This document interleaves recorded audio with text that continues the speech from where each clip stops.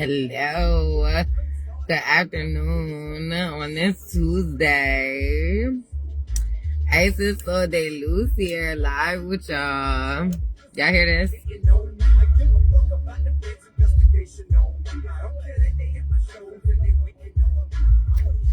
People waiting on y'all collective.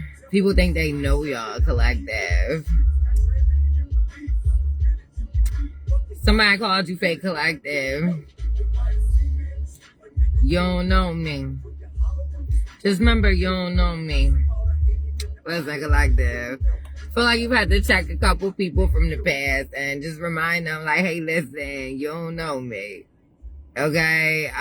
The truth is, really, you probably never knew me, right? You be hating and I see why, because you don't know me. You know what I mean? Like, y'all gotta understand collectively, one, that song's been like, T.I. been popping up heavy for me all day anyway, ever since I listened to his new record he just put out, which I really, really love with Pharrell. But or produced by Pharrell, whatever. But I'm sitting here, we're doing a quick live with y'all. Y'all know I only really do my lives in the car when I be waiting for parent pickup. But y'all, I did have a quick channel message, so y'all gotta understand that you've already kind of come to grips or faced the fact that, and love the fact even, that you never will be who you were, not only just yesterday, but 2 weeks ago, a month ago, a year ago, 10 years ago, whatever. And some people, as you probably, most of you already noticed and or are noticing, right? Most people live in the dynamics of what they can digest emotionally and mentally. And some people, that means they don't have growth, because to have growth, you have to be comfortable or get comfortable or have the willingness, right, to go through an uncomfortable situation. Because I truly believe, and I've heard this, I think the first time I heard it, I was 13. I don't remember who said it to me. But God truly, truly, truly makes you uncomfortable when he wants you to change, right? And I've always thought that that was very true. I feel like my life is a testimony of how true that is, because I was constantly placed up well into my 30s into a plethora of uncomfortable situations, some purposefully put in there, right? And then others, God was like, okay, let me see what you work. Let me see how you do this, because God already has his master plan for us. But I talk about free will. Free will either goes in tandem with God's plans or it goes against it. And the only person's free will that matters on your journey is you. And a lot of the people that y'all have to, some of y'all have to, still there's folks out there, or some people that you guys like myself have already left these people behind and journeyed forward, you know, whether it was alone with your kids, with your partner, with one or two homies that you still cool with, whatever that is for you. You left the bulk of what was no longer serving you behind. Person, places, or things, but more specifically in this general collective channel message, we're talking about people. So here's the gotcha, in case the karmics didn't know. This is more of a karmic warning, trigger warning. It doesn't matter if you're upset that somebody left you. I'm not saying that even as a karmic, you don't deserve to have feelings or they couldn't be valid. I am saying that whatever and whenever, like the Maxwell song, baby, when y'all was out here karmically doing things purposefully or innocently, oh, I didn't know, but you kept repeating the same cycles and the same strange, weird, fucked up, retarded, bad behavior towards anybody in the divine chosen collective, whether that's masculine or feminine.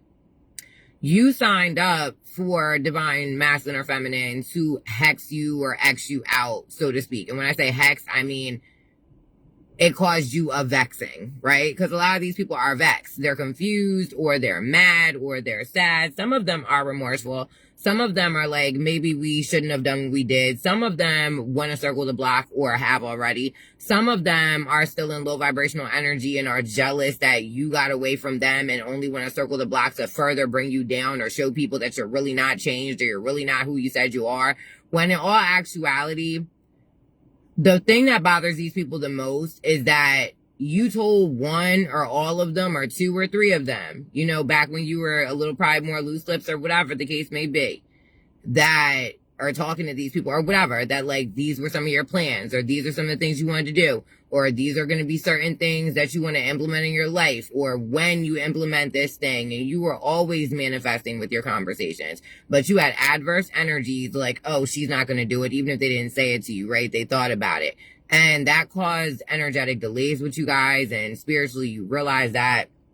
And I think that at this point you were like, you know, we're just going to generally at this point cut the cords where we need to, and cut the things off where they may need to be cut off for the energetic cleansing and goodness and upgrade of ourselves, right? And that's something that, with all due respect, fuck anybody who has something to say about it. You could tell them I said that they could kiss my ass and open it up and lick the crack, okay? Which tastes like fucking roses probably. But at the end of the day, it's just like, okay, we gotta wrap this up soon, y'all. But at the end of the day, you can't ever indulge yourself in the thought process that you can't go do the things that you're passionate about and that make you you, as long as you're not hurting anyone, because other people are gonna, you know, breed or harbor or get more resentment or anxiety or jealousy towards you for you doing you.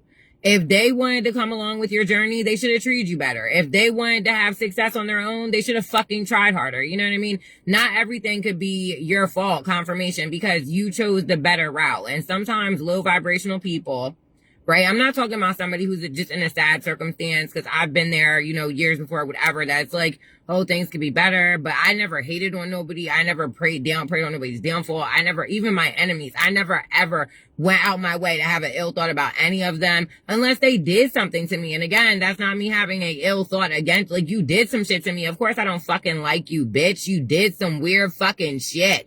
Like, that's a normal human response. And look out for that as well. Narcissists circling back the block and trying to convince you they didn't do anything to you, trying to convince you you deserved what they did because they were upset, or they weren't raised right, or they didn't know that's the love you wanted, or they didn't, whatever. It all boils down to the fact that let's just agree to disagree and be mature enough as adults to walk away from this connection that obviously was not going to work, whether it was friendship, family, or marital partnership, whatever. This did not work. So you're there, I'm here, and we can both be okay with that. Right? There is a way to break up or separate from a situation in a non-aggressive way, in an amicable way.